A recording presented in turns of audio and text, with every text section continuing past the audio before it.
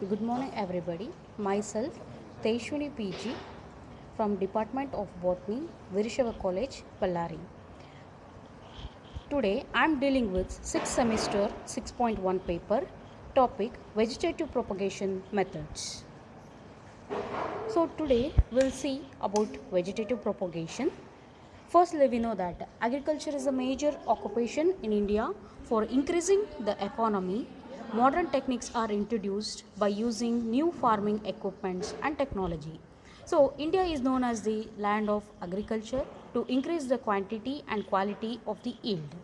Modern Indian agriculture implement new techniques to increase the yield. So, the technique in agriculture practice is vegetative propagation. We will know what is vegetative propagation first. Vegetative propagation, also called as asexual propagation. Vegetative propagation uses several of the plant part for reproducing the plant asexually, and mainly it is used in the horticulture department. So, we will know the uses of vegetative propagation. It is used to get similar genetic background of mother plant and good skill, knowledge and experiential aids in vegetative propagation of plants is large scale. And vegetative propagation is widely used in the Department of Horticulture and Nurseries. And coming to the types of vegetative propagation, here we are dealing with the cutting, layering, grafting and budding. Coming to the cutting process, it is one of the easiest way of plant propagation and is used by cutting from various parts of the plants such as stem cutting, root cutting and leaf cutting. So, we will see here firstly with the stem cutting. Firstly, the parent plant is taken, and that is a healthy plant and a disease free plant is preferable from the upper part of the plant. And cutting should generally consist of the current of past season's growth. Remove any flower and flower buds when prepare cutting. So here we have to select the sicon and the stalk.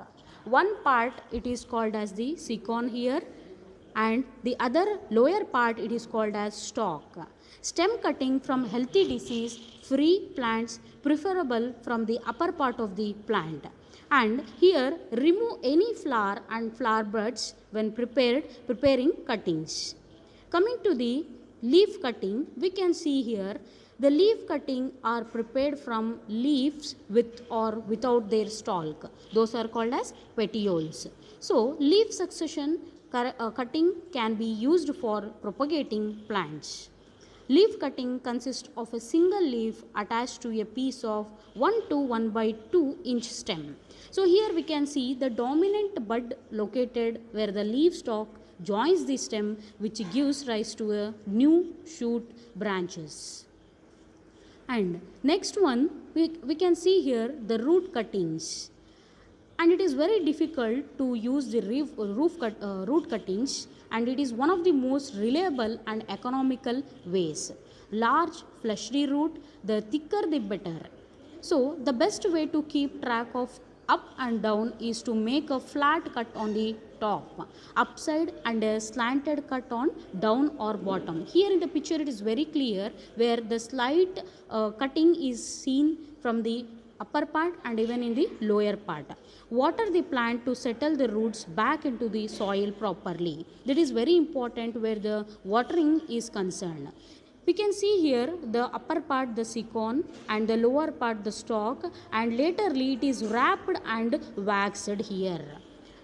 And here we can see the root cutting has one of the plant is selected and the roots are cutted, and it is separately put in a separate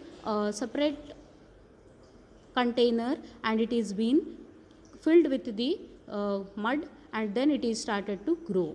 Sicon and stalk, shoot and root. So here it is seen that the upper part bearing parts shoot system of the tree, that is called as a sicon, and the lower part that is from the lower trunk and root system of the tree, that is called as the stalk. These are the three important cuttings in the particular cutting, that is the root cutting, stem cutting and leaf cutting. Coming to the next one, that is a layering. It is mean of plant propagation in which a portion of aerial stem, that is upper part, or it is grows roots while still attached to the parent plant and then detaches as an independent plant. Layer has evolved as a common means of vegetative propagation of numerous species in natural environment. Many of the species have been used by the layering technique. Layering is also utilized by horticulturists to propagate desirable plants. Natural layering typically occurs when a branch touches the ground. When unopened, it produces adventitious roots. So here we can see the development of the adventitious roots. Coming to the types of layering, here we are concentrating on two important types of layering, that is one is ground layering and another one is air layering. So ground layering, as seen in the picture here, ground layering or mound layered in the is the typical propagation technique. So the original plants are set in the ground with the stem nearly horizontal, which forces side buds to grow upwards. Here you can see that in the picture it is growing in the upward directions. So here we can see after these are started, the original stem is buried up to some extent distance from the tip. So it is been buried inside till a particular tip region, and the end of the growing season the side branches will have rooted. They will have the rooting at the side branches and can be separated while the plant is dormant. Some of these will be used for grafting root stalks. As I told you all before, the root stalks from the lower part will be removed out. Coming to the next one, the air layering. Here in the air layering, the target region is wounded or a stripe of bark is removed on the upper part. Rooting hormone is often applied to encourage the wounded region to grow roots. So as we cut that, we need some of the hormones to be sprayed out there, so that the rooting hormone is often applied in encouraging the growth of the particular region where we have cut.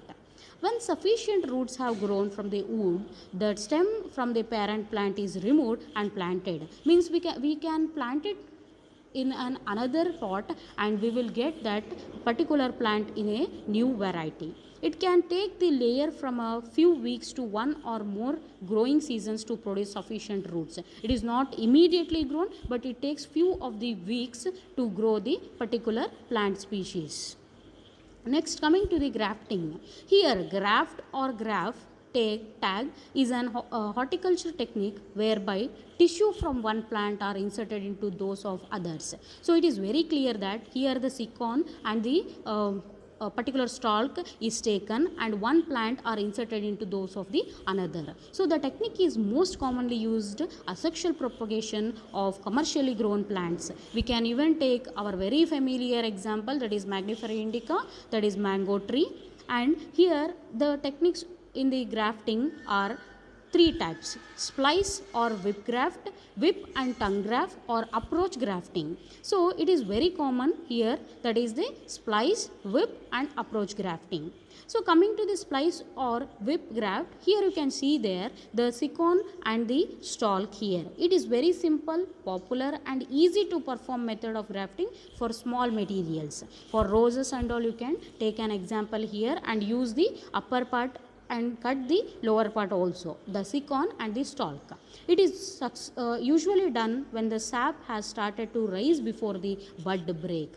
So here, after the sicon and the stalk is removed out, it is been placed in such a manner that the whip grafting, it is inserted, the sicon is inserted into the stalk and it is laterally winded up with the wax.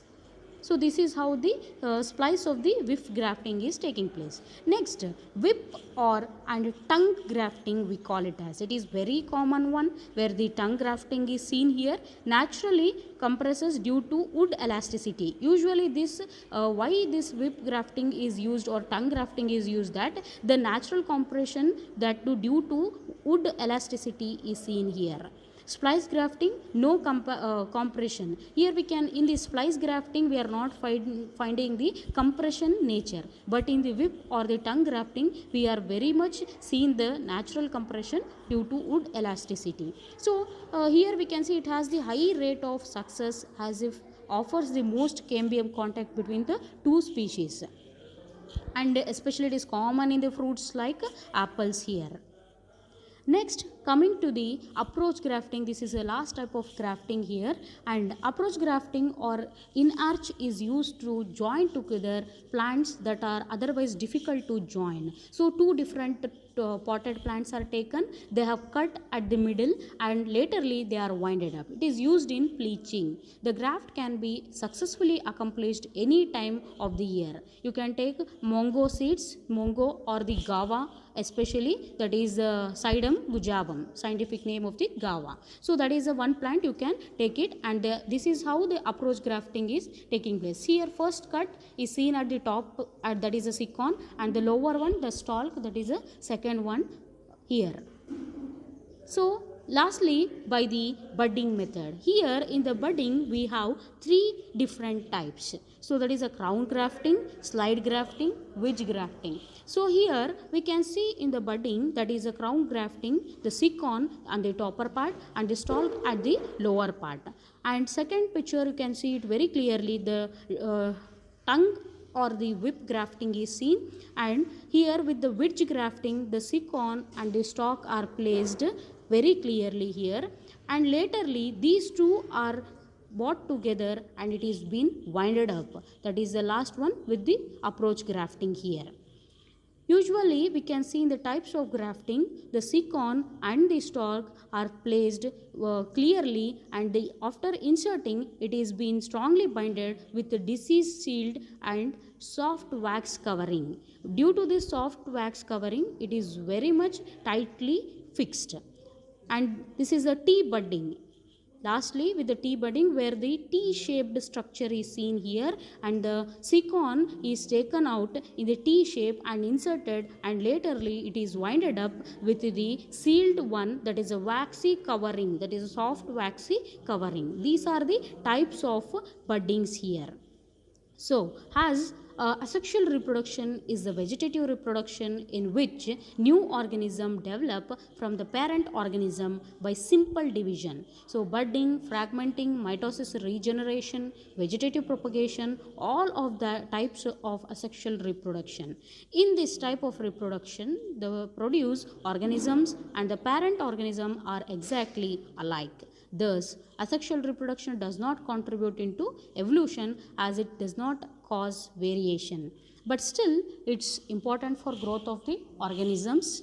And the section of exam, the benefits the modern day agriculture, a task made necessary for the fact that an increasing share of the population has little concentration to farms or rural areas. So it is very important to recognize all the techniques in our life experiences. So this is all about the vegetative propagation and types of vegetative propagation, the grafting techniques, budding techniques, cuttings here. Thank you.